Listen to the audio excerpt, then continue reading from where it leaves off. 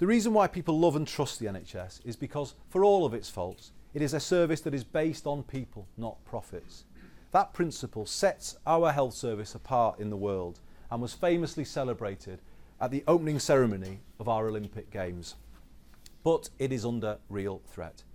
NHS privatisation is now proceeding at a pace and scale never seen before, as commissioners are forced to put services out to the market. For the first time, NHS spending on private and other providers has just broken through the 10 billion barrier. Here in Greater Manchester, patient transport services were handed to a bus company without patients ever being consulted. It is indefensible for the character of the country's most valued institution to be changed in this way without the public first being given a say. But the speed of change is about to increase. Labour publishes new analysis today which shows that NHS privatisation is entering new territory and becoming harder to reverse.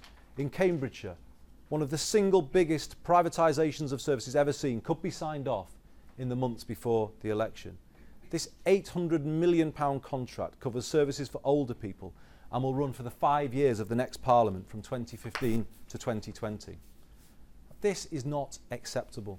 Contracts like this will tie the hands of the next government in a crucial area of public policy. But even worse, they are being signed without a mandate from the public.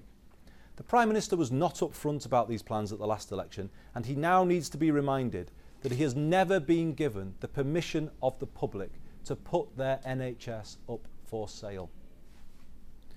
Further privatisation of services should not proceed until the public has had a proper say.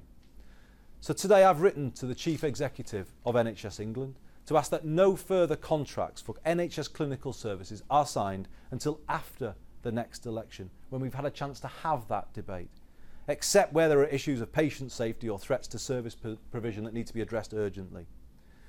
Now, this will give the country the chance to have a proper debate and to decide what kind of health service it wants in the 21st century. And it will reserve the rights of the next government to decide how best to take the NHS forward.